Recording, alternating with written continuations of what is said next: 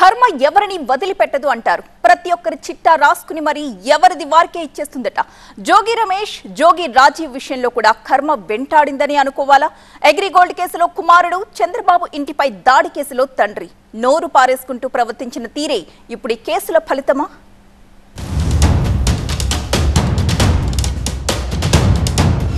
జోగి నోటి దురుసుకు అంతే లేదు. అధికారంలో ఉన్నప్పుడు ఎన్నెన్ని మాటలో, అసెంబ్లీ సాక్షిగా బూతుల పలుకులు. ఏకంగా చంద్రబాబు ఇంటిపైకి వెళ్లిన జోగి జుట్టు పట్టుకొని ఈడ్చుకుంటా కొట్టుకుంటూ తీసుకెళ్లారు కదరా. వత్తాసు పలికావు కదా దుర్మార్గున చంద్రబాబు నాయుడు. చిత్తకార్త కుక్కలు లాంటి వాళ్ళందరూ పవన్ కళ్యాణ్ అనేవాడు పెళ్ళాలను మారుస్తావు, పార్టీలు మారుస్తావు, మార్చడం అనేది ఈ పవన్ కళ్యాణ్ కి వెన్నతో పెట్టిన విద్య. ఒకానొక టైంలో రాష్ట్రమంతా మాట్లాడుకున్న పేరు జోగి రమేష్. ఆయన భాష చూసి వైసీపీ నాయకులే ముక్కును వేలేసుకున్న సందర్భాలు బోలెడు. జోగి రమేష్ మాట్లాడిన బూతులు విని ఎంతైనా ఇంతలా శృతిమించకూడదని అనుకున్న వైసీపీ నేతలు ఎంతో మంది ఉన్నారు. అసెంబ్లీ కదా అని ఆగలేదు, బహిరంగ సభ అని చూడలేదు, ప్రెస్ మీట్లలోనూ తగ్గలేదు. ఈ ఎంకనగాడు బొంకనగాడు వీళ్ళందరూ కూడా ఆ రాడు సావడం రారా బాబు ఎక్కడ చూసుకుందా రమ్మను. చంద్రబాబే రాడు పారిపోతున్నాడు, ఇంటికే పోయాం. ఏంది ఇది ఈ బోకర్గాళ్ళంతా? 14 సంవత్సరాలు ముఖ్యమంత్రిగా చేసిన ఈ చచ్చు సన్నాసి చంద్రబాబు నాయుడు ఢిల్లీలో ఒక విగ్గురాజుగాడు ఉన్నాడు. ఆ విగ్గురాజుగాడు నువ్వు కలిసి ఒక కంపెనీ పెట్టుకో. అప్పటి వరకు అడపాదడప నోరు పారేసుకుంటున్నా అంత పేరు రాలేదు గాని ఎప్పుడైతే చంద్రబాబు ఇంటిపైకి వెళ్లారో అప్పటి నుంచి రాష్ట్రం మొత్తం జోగి రమేష్ పేరు మారుమోగిపోయింది. అప్పట్లో పొలిటికల్ సర్కిల్లో చెప్పుకున్నదేంటంటే చంద్రబాబు ఇంటి మీదకు వెళ్లడమే జోగి రమేష్ కు మంత్రి పదవిని కట్టబెట్టిందని కూడా అనుకున్నారు. కొడాలి నాని స్థానంలో జోగి రమేష్ ను తీసుకురాబోతున్నారని ఆనాడే మాట్లాడుకున్నారు. కనీసం 40-50 కార్లేసుకొని వందలాది అనుచరులను వెంటేసుకొని కరకట్ట మీదుగా చంద్రబాబు ఇంటిపైకి వెళ్లారు. అయ్యన్న చేసిన వ్యాఖ్యలు అభ్యంతరకరంగా ఉంటే అయ్యన్న నివాసం వద్ద నిరసన చేపట్టాలి, లేదా ఆయన ఇంటిని ముట్టడించాలి. కానీ జోగి రమేష్ మాత్రం అందుకు భిన్నంగా వ్యవహరించారు. ఈ ఇన్సిడెంట్ తరువాతనే జోగి రమేష్ కు మంత్రి పదవి వచ్చింది. అయినా సరే ఎక్కడా హుందాగా వ్యవహరించలేదన్న విమర్శలు ఎదుర్కొన్నారు. సాక్షాత్తు వైఎస్ జగన్ సమక్షంలోనే చంద్రబాబు, పవన్ కళ్యాణ్, రఘురామకృష్ణరాజును నానా మాటలు అన్నారు. అమరావతిలోని ఆర్పై జోన్లో పేదలకు ఇళ్ల నిర్మాణాలు చేపట్టేందుకు శంకుస్థాపన చేసిన సందర్భంలో కేవలం జోగి రమేష్ కు మాత్రమే మాట్లాడే అవకాశం ఇచ్చారు. ఆ క్రమంలో ప్రాస కోసం పాకులాడారో, అలవాటులో పొరపాటో గాని పవన్ కళ్యాణ్ పార్టీలను మార్చుతారు డాష్ డాష్ అంటూ మాట్లాడారు. అప్పట్లో ఇదే అతిపెద్ద సంచలనం. మరీ దారుణమైన బూతు కూడా. పవన్ కళ్యాణ్ అనేవాడు పిచ్చి కుక్క. ఏమయ్యా పవన్ కళ్యాణ్, పెళ్ళాలని మార్చడం కాదు, నువ్వు పెళ్ళాలని మార్చడం కాదు, ఎన్ని పార్టీలను మార్చావురా బాబు నువ్వు? ఎన్ని పార్టీలు మార్చావు? BSP, BJP, TDP, CPI, CPM. పెళ్ళాలను మారుస్తావు, పార్టీలు మారుస్తావు. మార్చడం అనేది ఈ పవన్ కళ్యాణ్ కి వెన్నతో పెట్టిన విద్య. పోనీ అసెంబ్లీలో అయినా మాట జారకుండా ఉన్నారా అంటే అదీ లేదు. ఆయన మాట్లాడిన మాటల్లోని కొన్ని పదాలు ప్రజలకు వినిపించకుండా బీప్లు వేయాల్సిన పరిస్థితి. అంత దారుణమైన బూతులు మాట్లాడారు. ఆ సంఘానికి ఉపాధ్యక్షుడిగా మా దగ్గర గెలిచిన ఒక ఉపాధ్యక్షుడిగా ఉన్నది. ఇక ప్రెస్ మీట్లలోనూ అదే వరుస. మాట్లాడితే చంద్రబాబు, పవన్ కళ్యాణ్ పేర్లు తీస్తూ దారుణంగా విమర్శించేవారు.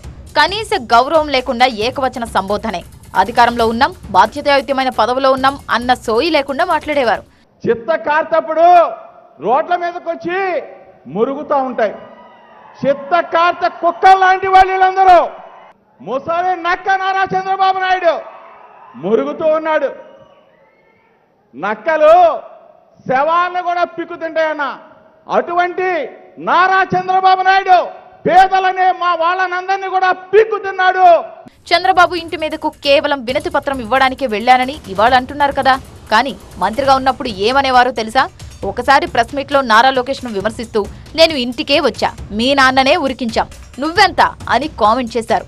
అంటే ఆనాడు చంద్రబాబు ఇంటిపైకి వెళ్ళింది కేవలం నిరసన తెలపడానికి కాదా? ఈ ఎంకనగాడు బొంకనగాడు వీళ్ళందరూ కూడా ఆ రాడు సావడం రారా బాబు ఎక్కడ చూసుకుందా రమ్మను. చంద్రబాబే రాడు పారిపోతున్నాడు, ఇంటికే పోయాం. ఏంది ఇది ఈ బోకర్గాళ్ళంతా? వీళ్ళ గురించి మనం మాట్లాడుకుంటాం. చంద్రబాబు నాయుడు గారి ఇంటికి వెళ్ళి దాడి చేయాల్సిన అవసరం వచ్చిందండి. అంత అఘాయిత్యం లేదు. చంద్రబాబు నాయుడు గారి దగ్గరికి నిరసన తెలియజేస్తే 40 సంవత్సరాల రాజకీయ అనుభవం ఉన్న చంద్రబాబు నాయుడు గారు అయ్యన్న పాత్రులు లాంటి వ్యక్తుల్ని అదుపులో పెడతాడు. కొంచెం రాజకీయ వ్యవస్థ మారుతుందనే ఉద్దేశంతో వెళ్ళేం తప్ప దాడులు చేయడానికో లేకపోతే గోండాయిజం ఇది నా సంస్కృతి కాదు అని చెప్పేసి. చంద్రబాబు అంటే కేవలం కుప్పం ఎమ్మెల్యేనే అనుకున్నారేమో. కాదు, అపోజిషన్ లీడర్ అయినా సరే ఎన్ఎస్జీ భద్రత ఉన్న పొలిటీషియన్. అలాంటి నేత ఇంటిపై దాడి చిన్న కేసు కాదు. అధికారంలో ఉన్నంత వరకు ఆ కేసు తెరపైకి రాలేదు. ఇప్పుడు అధికారం మారింది కాబట్టి ఒక్కో కేసు బయటకు తీస్తున్నారు. ఈ కేసులో ఖచ్చితంగా అరెస్ట్ అవుతానని, 3 నెలల తర్వాత బయటకు వస్తానని కొన్ని వారాల ముందే ఒప్పుకున్నారు జోగి రమేష్. రాజకీయంగానూ జోగి రమేష్ తప్పటడుగులే వేశారంటారు రాజకీయ విశ్లేషకులు. తనది మైలవరం నియోజకవర్గం అని చెప్పుకుంటారు గానీ అక్కడ ఒక్కసారి కూడా గెలిచింది లేదు. తన నియోజకవర్గం కాకపోయినా పెడన నుంచి పోటీ చేస్తే 2009, 2019లో గెలిపించారు అక్కడి ప్రజలు. అయినా సరే మైలవరంలో రాజకీయాలు చేశారు. మైలవరంలో జోగి రమేష్ జోక్యాన్ని వైఎస్ జగన్ సైతం చూసి చూడనట్టుండడం వల్లే వసంత కృష్ణప్రసాద్ పార్టీ నుంచి బయటకు రావాల్సి వచ్చింది. ఆ నియోజకవర్గంలో వైసీపీ డిస్టర్బ్ అవ్వడానికి ప్రధాన కారణం ఎవరని అడిగితే అన్ని వేళ్లు జోగి రమేష్ వైపే చూపిస్తాయి. పైగా పెడనపై జోగి రమేష్ ఫోకస్ పెట్టకపోవడంతో ఆ నియోజకవర్గం నుంచి పెనమలూరుకు మార్చారు. మొత్తంగా ఈ 3 నియోజకవర్గాల్లోనూ వైసీపీ ఓడిపోయింది. ఇందుకు కారణం ఎవరయ్యా అని ప్రశ్నిస్తే మళ్లీ జోగి రమేష్ వైపే వేళ్లు చూపిస్తున్నారు వైసీపీ నేతలు. 7 లక్షల రూపాయలు వసూలు చేశాడు, మా పెద్ద ఆయన తీసుకొచ్చారు. సరే, ఉయ్యూరు నరసింహారావు గారు నా పక్కనే ఉన్నారు. ఇదేంటి 7 లక్షలు ఇవ్వటం ఏంటంటే, సార్ మేము 5గురు చేరాం, 5గురు దగ్గర 7 35 లక్షల రూపాయలు తీసుకుని మాకు ఉద్యోగాలు వేశారు సార్ అని చెప్పారు. వారానికి 7 లక్షల రూపాయలు వెనక్కి ఇచ్చారు. ఇది జోగి రమేష్ గారు గౌడ కులానికి చేసిన సేవ. సొంత సామాజిక వర్గం, ఈ నియోజకవర్గంలో పుట్టి నేను బీసీల నుంచి ప్రాతినిధ్యం వహిస్తున్నానని చెప్పి చంద్రబాబు నాయుడు గారి ఇంటి మీదకి దాడికి వెళ్లి ఆ రోజున మంత్రి పదవిని పొంది, నువ్వు ఏవైతే బీసీ కులం గౌడ కులం అని చెప్పావో ఆ కులానికి సంబంధించిన ఒక నిరుపేద కుటుంబానికి అవకాశం వస్తే వాళ్ళ ఆస్తి అప్పటికప్పుడు తీసుకొచ్చి 7 లక్షల రూపాయలు ఇచ్చారంట. ఇక జోగి రమేష్ కుమారుడు జోగి రాజీవ్ గురించి అగ్రిగోల్డ్ భూముల వ్యవహారంలో జోగి రాజీవ్ను అరెస్టు చేశారు. ఇంతకీ ఏంటి అగ్రిగోల్డ్ భూమి రగడ? ఏసీబీ దర్యాప్తు అధికారులు చెప్పేదేంటంటే, అగ్రిగోల్డ్ స్కామ్ లో భాగంగా సర్వే నంబర్ 87 భూమిని సిఐడి అటాచ్ చేసింది. సిఐడి అటాచ్ చేశాక దీన్ని ఎవరూ కొనడానికి వీల్లేదు.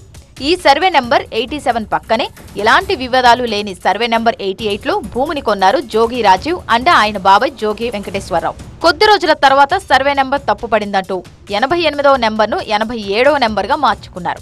కొన్ని నెలల తర్వాత అదే స్థలాన్ని వైసీపీ కార్పొరేటర్ కి అమ్మేశారు.